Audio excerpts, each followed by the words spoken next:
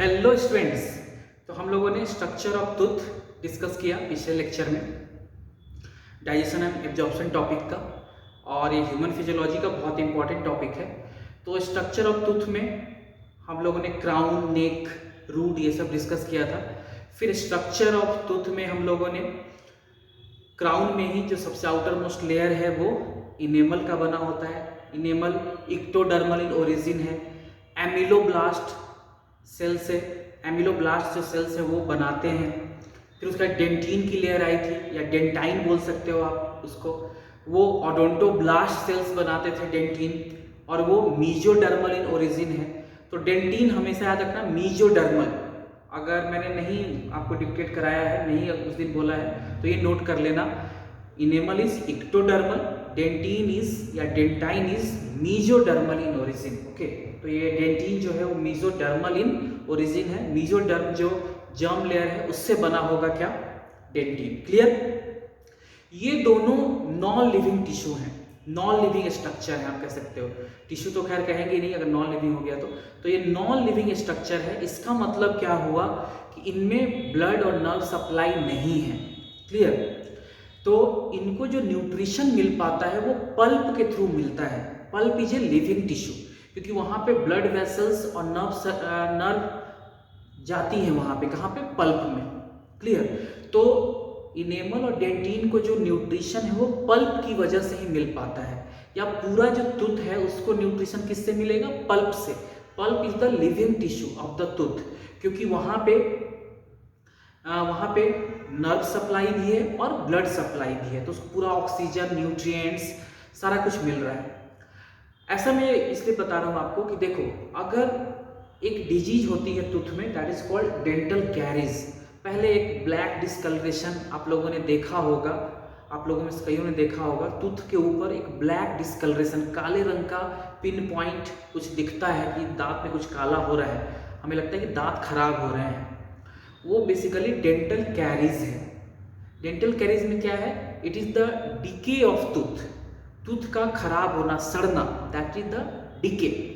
तो decay of tooth due to degeneration of enamel. तो enamel degenerate करने लगता है, और उसके कारण कुछ पहले तो ब्लैक डिस्कलरेशन दिखेगा, फिर आपने उसको इग्नोर किया तो वहाँ पे गड्ढे या खड्डे जैसे, मतलब कैविटीज बनने लगती हैं। फिर एक डीप आपको गड्ढा सा दिखने लगेगा दांत में, तो that is the cavity. Okay, तो बेसिकली डेंटल कैरीज डिजीज है टूथ का। क्लियर? तो जब डेंटल कैरीज, सपोज मैं पहले आप समझ लो, मैं इसको नोट करवा दूंगा, आपको डिक्टेट कर दूंगा, या मैं यहाँ पे लिख दूंगा। तो डेंटल कैरीज क्या है? Decay of tooth due to degeneration of enamel. Enamel degenerate कर जाता है, that leads to formation of cavities. पहले एक ब्लैक पिन पॉइंट आपको डिस्कलरेशन, ब्लैक कलर दिखेगा आपको टूथ के ऊपर, तो आपने उसको इग्नोर किया तो वो बढ़ता जाएगा, वहाँ से इनेमल ब्रेक करता जाएगा, तो वहाँ पे आपको दर्द फील नहीं होगा। अगर इनेमल में सिर्फ कैविटी बनी है या डेंटल कैरीज अभी इनेमल में है तो पेशेंट को दर्द नहीं होता। उसके बाद वो डीप जाएगा, तो इनेमल के बाद कौन सी लेयर आएगी बच्चों? डेंटिन की। तो डेंटिन में भी अगर डेंटल कैरीज, बेसिकली ये होता है किससे? स्ट्रेप्टोकोकस म्यूटेंस एक बैक्टीरिया है, वो कॉज करता है डेंटल कैरीज। तो पहले पिन पॉइंट छोटा सा आपको ब्लैक कलर दिखेगा दांत के ऊपर, कुछ हो रहा है ब्लैक कलर का, क्योंकि व्हाइट है टीथ। फिर यानी अभी इनेमल खराब हुआ है, आपने उसको इग्नोर किया, अच्छा काला है छोड़ो इसको, फिर वो और डीप जाएगा, उसने डेंटिन को भी इन्फेक्ट कर दिया, यानी it is a bacterial infection. तो बैक्टीरिया ने जैसे इन्फेक्ट किया इनेमल को, एक ब्लैक कलरेशन कह सकते हो आप। डिस्कलरेशन इसलिए मैं बोल रहा हूँ क्योंकि टीथ व्हाइट कलर का है, तो वो ब्लैक में कन्वर्ट हो जाएगा। तो एक ब्लैक कलर दिखाई देगा आपको टूथ के ऊपर इनेमल में। तो इसका मतलब है कि बैक्टीरिया का जो इन्फेक्शन है इनेमल तक है, आपको दर्द नहीं होने वाला है, किसी पेशेंट को दर्द नहीं होने वाला। फिर वो ब्लैक जो कलर है वो और डीप गया, यानी इन्फेक्शन अगर डेंटिन तक चला गया तब भी दर्द नहीं होगा। क्लियर? क्योंकि यहाँ पे नर्व सप्लाई है ही नहीं, these are non living tissue. Clear? अब क्या होगा? फिर भी पर्सन इग्नोर कर रहा है। अब जो डेंटल कैरीज है या बैक्टीरियल इन्फेक्शन है वो पल्प तक चला गया, डीप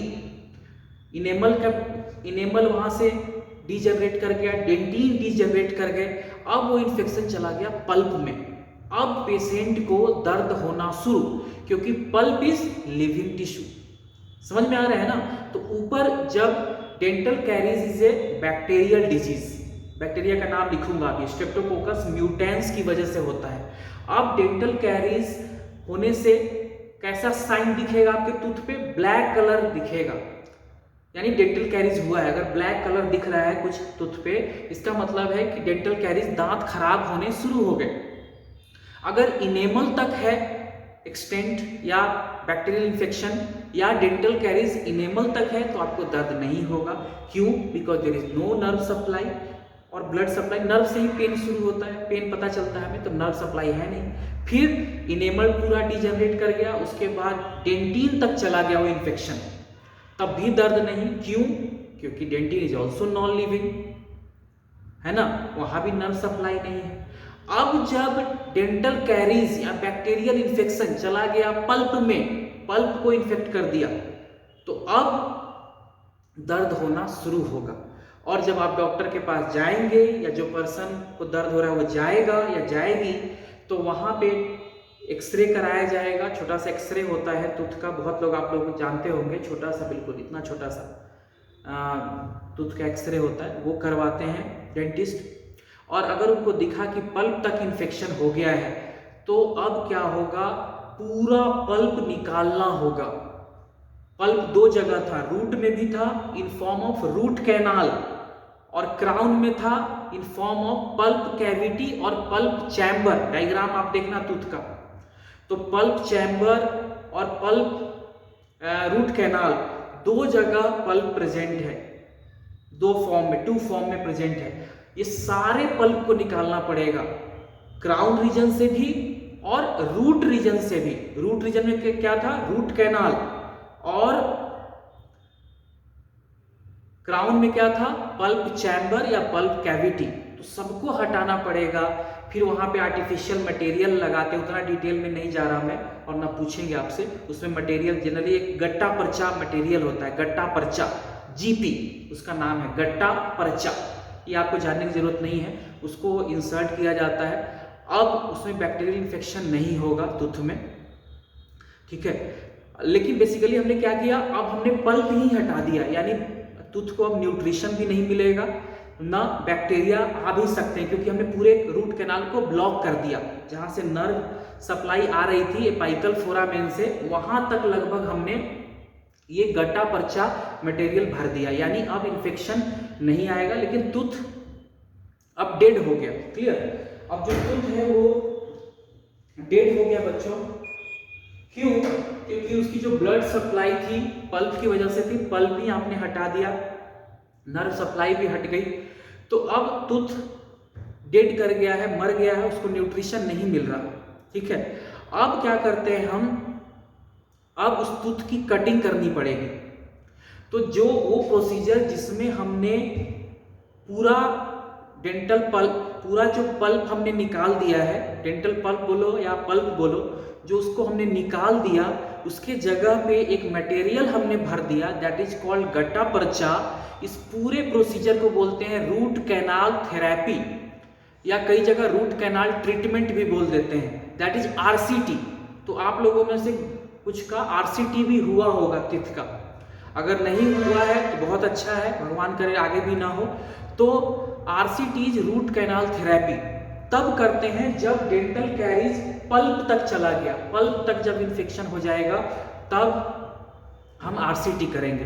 अगर ब्लैक कलर आपको दिख रहा है, ब्लैक डिस्कलरेशन आपको दिख रहा है टूथ में, और तुरंत आप डेंटिस्ट के पास गए, डॉक्टर के पास गए, तो अभी अगर सिर्फ इनेमल को उसने इन्फेक्ट किया है तो हल्का सा वो हटा देते हैं वहां से, उनके पास इंस्ट्रूमेंट होती हैं, उससे निकाल दिया जाता है उस पूरे इन्फेक्शन को, और वहां पे कोई दांत के रंग का मटेरियल भर दिया जाता है, दैट इज फिलिंग। आप लोगों में से कुछ लोगों का फिलिंग भी हुआ होगा टूथ में। तो फिलिंग क्या है? उस जो एक इन्फेक्शन है उसको हटाया और वहां पे मटेरियल भर दिया, तो वो नॉर्मल प्रोसीजर होता है। तो हमें तुरंत एक्शन लेना चाहिए अगर ब्लैक डिस्कलरेशन दिख रहा है हमारे टूथ पे, क्लियर। तो इस तरह का प्रोसीजर है। तो what is dental caries? It is the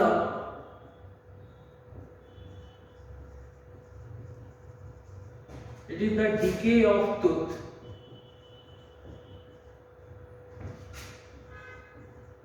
due to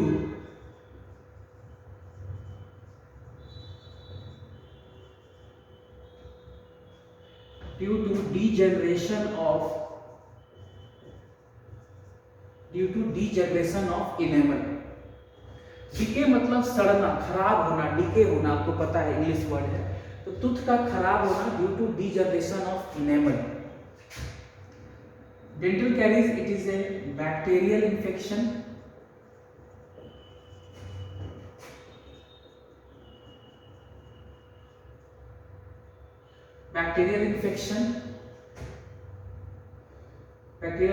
और जो बैक्टीरिया है that is Streptococcus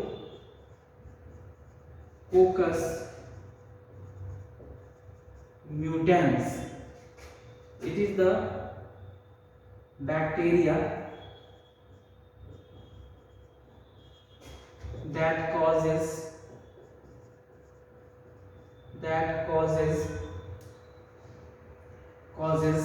dental caries। हाँ, ड्यू टू इसमें एक चीज और ऐड कर लेना, due to degeneration of enamel leads to formation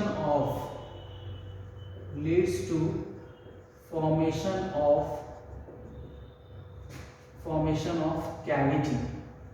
Cavity is just like एक डीप गड्ढा जैसा आप कह सकते हो, डीप बन जाएगा उस पर, इनेमल गायब हो गए तो एकदम डीप गड्ढा दिखेगा आपको वहाँ पे। That is the cavity.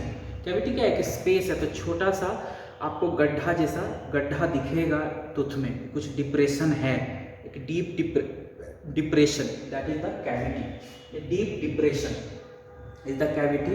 और हिंदी में गड्ढा, जैसे सड़क पे आपको गड्ढे दिख जाते हैं, तो उतना बड़ा तो नहीं, छोटे छोटे गड्ढे दिख सकते हैं, छोटा गड्ढा दिख सकता है, that is the cavity. Clear. तो that causes dental caries. RCT हम करते हैं जब ये इन्फेक्शन चला गया पल्प तक, तो आरसीटी किया, उसके बाद टूथ अब क्या हुआ, आरसीटी में हम पल्प को निकाल देते हैं, तो टूथ क्या हो गया, बहुत वीक हो गया, उसको न्यूट्रिशन मिल ही नहीं रहा। वीक क्या हुआ, टूथ डेड हो गया, बिल्कुल मर गया, क्योंकि उसको ब्लड सप्लाई है ही नहीं। जिस चीज़ को ब्लड सप्लाई नहीं होगी वैसे ही डेड हो जाएगा। तो डेड हो गया, अब वो वीक हो जाएगा क्योंकि डेड है, उसको न्यूट्रिशन मिल नहीं रहा। तो इसलिए हमें क्राउन कटिंग करनी पड़ती है, उसके ऊपर एक डॉक्टर या डेंटिस्ट कैप लगा देते हैं, क्योंकि अब वो टूथ वीक हो गया, अगर कोई हार्ड सब्सटेंस आपने उधर से चबाया हो सकता है वो टूट जाए, तो इसलिए कैपिंग कर दी जाती है। अब टूथ लंबा चलता है, वो मरा हुआ है लेकिन उसी स्टेट में है, अब वो काफ़ी दिन तक रहेगा, क्योंकि उस मरने के बाद उसमें अब इन्फेक्शन होगा ही नहीं, क्योंकि वो डेड है, ठीक है ना। और कैप लगा देने से वो स्ट्रॉन्ग हो गया, क्योंकि पल्प हटाओगे, ब्लड सप्लाई हटाओगे तो अब न्यूट्रिशन मिलेगा नहीं, वो उतना स्ट्रॉन्ग रहेगा ही नहीं, तो अब वीक हो गया। इसलिए हमने कैप लगा दिया, एक हार्ड सब्सटेंस का, हार्ड मटेरियल का बना हुआ कैप, जिसको क्राउन बोलते हैं, वो लगा दिया। तो उतना कोई आपसे पूछे नहीं, बस मैंने एक बता दिया। तो पता कैसे चलेगा, dental caries generally it is a black discoloration, it is a black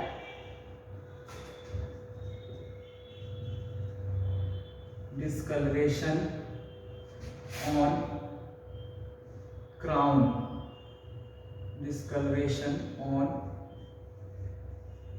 crown।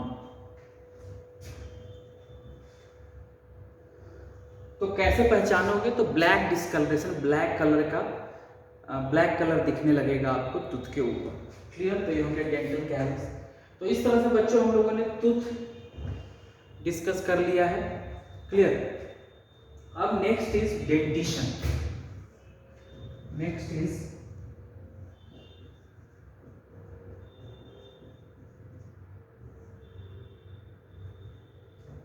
तो अगर मैंने बता दिया है तो देख लेना, नहीं तो एक चीज और आप ऐड कर लेना, दैट इज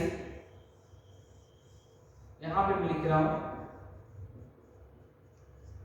डेंटिन इज या dentine is dermal in origin, ये मेसोडर्मल है ओरिजिन में। इनेबल कैसा था? इक्टोडर्मल। अब आ जाते हैं डेंटिशन पे। डेंटिशन क्या है बच्चों? तो it is the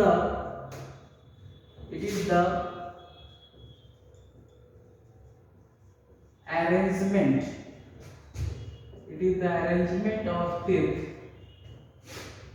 in jaw। तो जॉ में किस तरह से टीथ अरेंज है, इसी को बोलते हैं डेंटिशन। क्लियर? तो हम लोगों ने टूथ डिस्कस कर लिया, अब हम डेंटिशन डिस्कस करते हैं किस तरह से टूथ का, किस तरह से टीथ का अरेंजमेंट है, दांतों का अरेंजमेंट कैसे है हमारे जॉ में। तो नेक्स्ट टाइप्स ऑफ डेंटिशन। एक चीज मैं और आपको बता दूं कि कुछ चीजें हैं यहाँ पे, जैसे एक जैसे आप मॉड्यूल पढ़ते हो, डिफरेंट कोचिंग्स के मॉड्यूल्स पढ़ते हो, यहाँ भी हमारे पास जो मॉड्यूल है उसमें, तो उसमें कुछ न्यूट्रिशन दिया हुआ है, डाइजेशन दिया हुआ है, एक्स्ट्रा सेलुलर, इंट्रा सेलुलर, तो मैंने नहीं डिस्कस किया क्योंकि हमने डिटेल में एनिमल किंगडम में डिस्कस किया हुआ है। डाइजेशन एक्स्ट्रा कब होता है, इंट्रा कैसे होता है, कब दोनों होते हैं, तो इस सब में हम लोगों ने जब भी हमने एनिमल किंगडम डिस्कस किया तो मैंने डिटेल में आपको बताया हुआ है, इसलिए मैंने यहाँ डिस्कस नहीं किया। दूसरा न्यूट्रिशन, तो न्यूट्रिशन भी आप हर जगह एनिमल किंगडम में पढ़ते हो। एनिमल किंगडम या आपने प्लांट किंगडम में बोटनी वाले सर ने भी पढ़ाया होगा, जैसे फंजाई है, वहाँ सेप्रोफिटिक न्यूट्रिशन है। प्लांट कैसे करते हैं? ऑटोट्रॉफिक, आप अपना खाना खुद बनाते हैं, दे मैन्युफैक्चर देयर ओन फूड, तो ये न्यूट्रिशन को क्या बोलते हैं? ऑटोट्रॉफिक।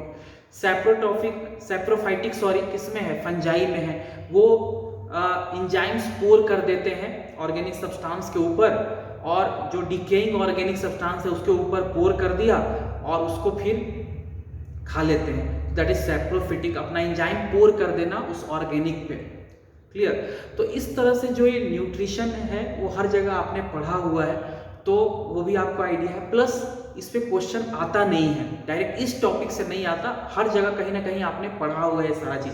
हॉलोजॉइक एक टाइप का न्यूट्रिशन है जिसमें हम सारा फूड ही अंदर लेते हैं, तो that is हॉलोजॉइक type of nutrition. तो हॉलोजॉइक में when food is completely taken and digested inside the body, that is called हॉलोजॉइक nutrition. फिर आपने हेट्रोट्रॉफिक पढ़ा होगा, जो एनिमल्स में होते हैं, means they take food from others, they do not manufacture their own food, तो एनिमल्स में क्या होगा? हेट्रोट्रॉफिक होगा। तो ये सारा आपको पता भी है, आपने जगह जगह पढ़ा भी हुआ है, तो इसलिए मैंने टाइम टेकिंग होगा और उतना डायरेक्ट इस चैप्टर में क्वेश्चन आते भी नहीं है नीट में, तो इसलिए मैंने वो डिस्कस नहीं किया है। तो एक बार आप देख लेना, जहां भी दिक्कत हो तो आप मेरे से पूछ सकते हो। तो मैंने वो चीजें यहाँ मेनली डिटेल में स्टडी की है जो हमारे सिलेबस में है और जो एनसीईआरटी में है और जो नीट पॉइंट ऑफ व्यू से इंपॉर्टेंट है। क्लियर? तो डेंटिशन देखो, it is arrangement of teeth in jaw में किस तरह से टीथ का अरेंजमेंट है उसी को डेंटिशन कहते हैं। एंड टाइप्स ऑफ डेंटिशन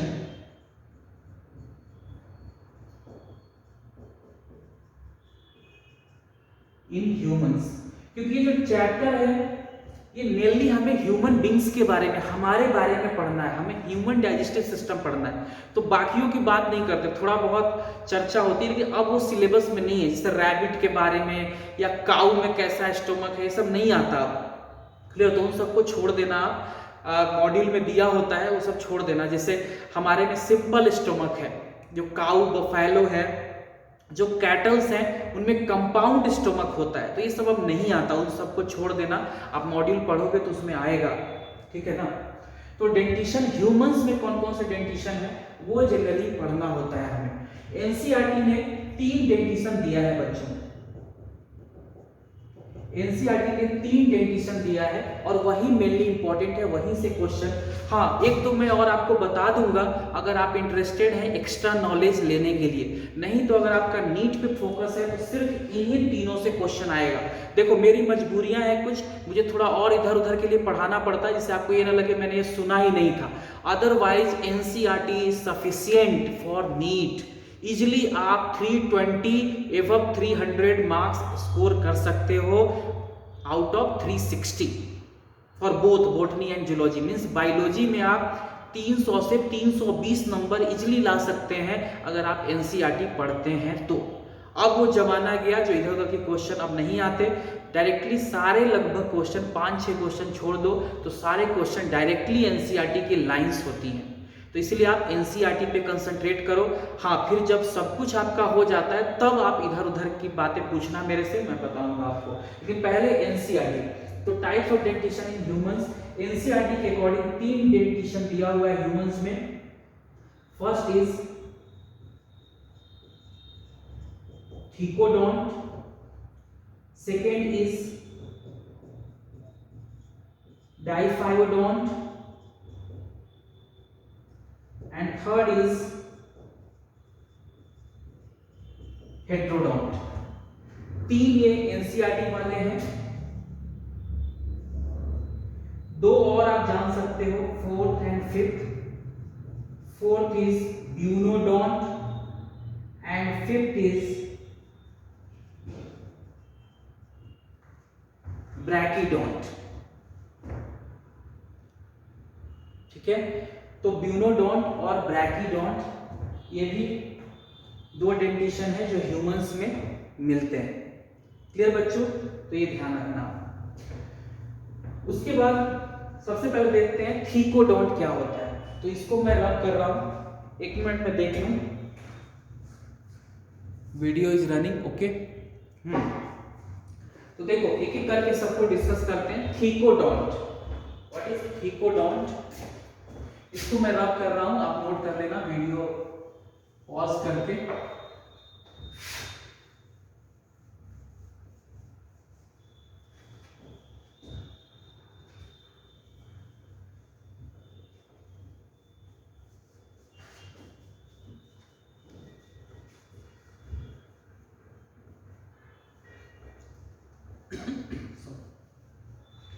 तो थीकोडोंट क्या है बच्चों?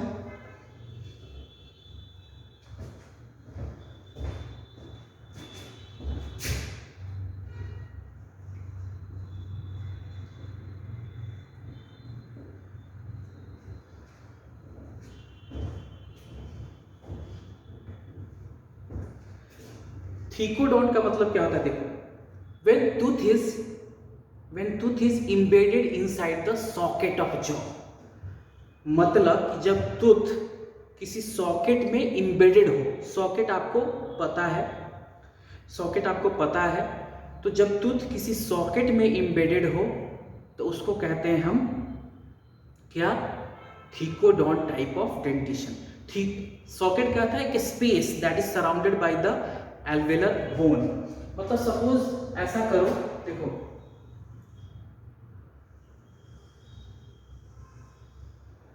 सपोज ये जॉ है, अपर जॉ,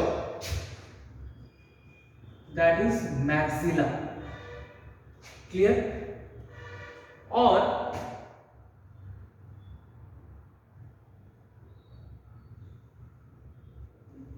अब क्या किया? ये अपर जॉ है, maxilla, that is upper jaw, और यहां से मैंने टूथ बाहर निकाल लिया, यानी टूथ आ गया बाहर इस तरह से। ये टूथ बाहर आ गया। क्लियर? यहां से मैंने बाहर कर लिया इसको, यहां से भी टूथ हम लोगों ने बाहर कर लिया।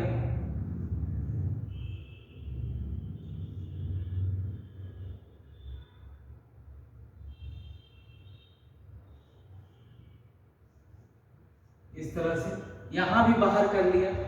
तो ये जब टूथ आप बाहर निकाल लेते हो यहां से, यहां भी सपोज करो इस तरह से, इस तरह से हमने टूथ बाहर निकाल लिया है, तो ये खाली जो जगह बचा, यहां से टूथ इज एक्सट्रैक्टेड, तो ये जो खाली स्पेस आपको दिख रहा है दैट इज द सॉकेट। समझ में आया आपको? तो टूथ को आप निकाल लेंगे तो आपको खाली स्पेस दिखाई देगा जॉ में, that is the socket, and ये space surrounded by the alveolar bone. इसी जॉ में एक थिन बोन होती है, मैंने काफी डिटेल में आपको बताया था पिछले लेक्चर में। तो इसमें अगर टूथ धसा हुआ है, इंबेडेड है, then it is called as thecodont. तो thecodont means when tooth is embedded inside socket. So when tooth is embedded inside the socket, then it is called as thecodont. Inside the socket of jaw, यानी काफी strong teeth हैं. जैसे acrodont एक और dentition है. अब इन सब पे क्वेश्चन आता नहीं है, इन तीनों को ही पढ़ना बच्चों. पहले इन तीनों को ही पढ़ना. बहुत ज्यादा इंटरेस्ट है इधर उधर की, तब इन सब के बारे में सोचना. ब्यूनोडोंट, ब्रैकीडोंट, हिप्सोडोंट, लोफोडोंट, सेलेनोडोंट, सीकोडोंट, बहुत सारे डेंटिशन हैं. क्लियर. लेकिन वो सब आता नहीं है, 20-25 साल से आज तक नहीं आया. इन्हीं तीनों पे क्वेश्चन आता है बच्चों नीट में. क्लियर. तो देखो एक्रोडोंट में नाम ले रहा था, एक डेंटिशन है एक्रोडोंट, जनरली फ्रॉग में मिलता है, एम्फीबियंस में. और आपको एक है प्लूरोडोंट. इन दोनों में क्या होता है, टूथ बस अटैच होता है जॉ से. एक है प्लूरोडोंट और दूसरा एक्रोडोंट. प्लूरोडोंट बहुत सारे रेप्टाइल्स में मिलता है एक्सेप्ट क्रोकोडाइल. क्रोकोडाइल में थीकोडोंट है. तो एक्रोडोंट और प्लूरोडोंट जो है उसमें टूथ बस अटैच रहता है, इंबेडेड नहीं होता, बस अटैच है जॉ से. तो वो इजिली क्या हो जाता है, उसकी शेडिंग हो जाती है, इजिली वो टूट जाता है, जॉ से अलग हो जाता है. क्लियर. क्योंकि अंदर धंसा हुआ है नहीं. अब यहाँ रूट अंदर धंसा हुआ है, इसका मतलब है teeth are very strong. Okay, तो बहुत मजबूत है दांत. That is the meaning of thecodont होने का मतलब, एम्बेडेड होने का मतलब है कि दांत बहुत मजबूत हैं, जल्दी आप उनको बाहर नहीं निकाल सकते. That is the meaning of thecodont. यानी थीकोडोंट का मतलब यहाँ टूथ बहुत स्ट्रॉन्ग है क्योंकि वो एम्बेडेड है सॉकेट में. So when tooth is embedded inside the socket, then this type of dentition is called as thecodont. Humans, mammals में भी, मेनली मैमल्स और क्रोकोडाइल, यहाँ भी आपको, हमें ह्यूमन से मतलब है, ज्यादा यहाँ पे अंदर की बात करनी नहीं है. ठीक है. तो थीकोडोंट समझ में आया आपको. अब दूसरे डेंटिशन पे चलते हैं, डाइफाइडोंट.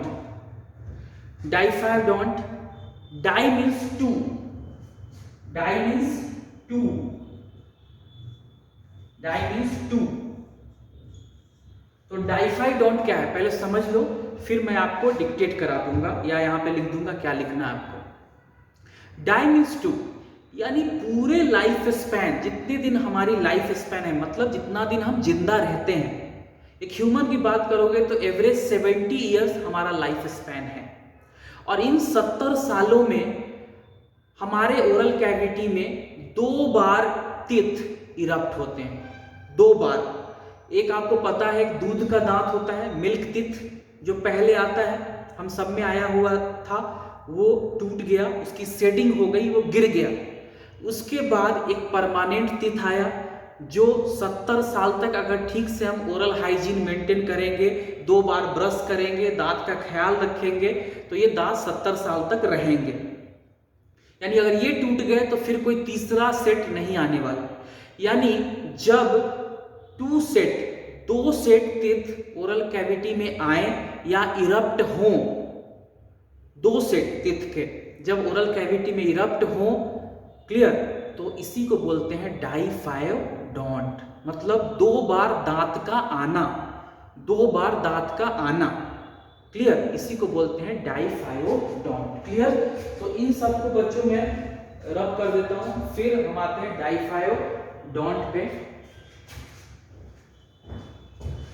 तो डाई मीन्स 2 होता है, डाइफाइडोंट का मतलब 2 set of teeth, 2 set of teeth erupts, 2 set of teeth erupts in oral cavity during whole life span. In whole life span, then this type of dentition is called as what? Diphylodont.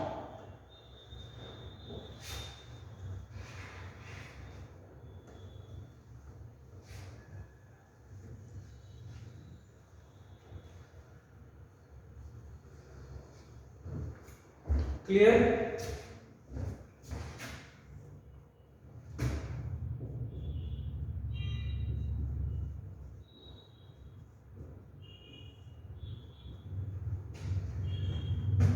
when two set of when two set of teeth erupts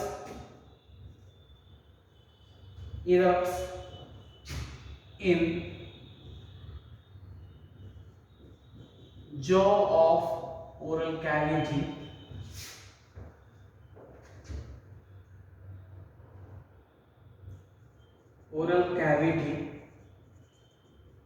during complete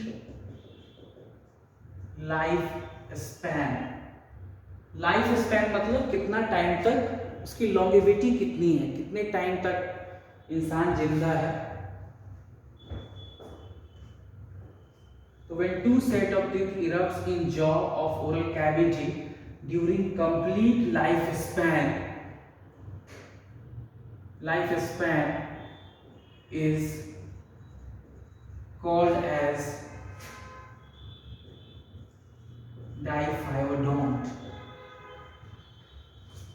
diphyodont type of dentition।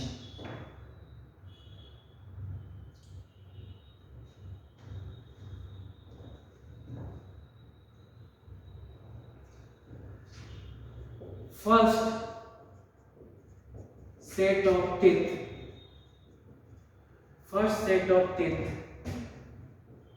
is called as milk teeth or temporary teeth or primary teeth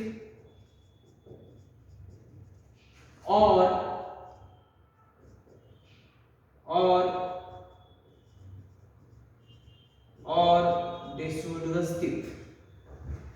milk teeth दूध के दांत बोलते हैं, temporary मतलब कुछ time तक रहेगा, primary क्योंकि पहले आते हैं, डिसिडियस मतलब गिर जाना।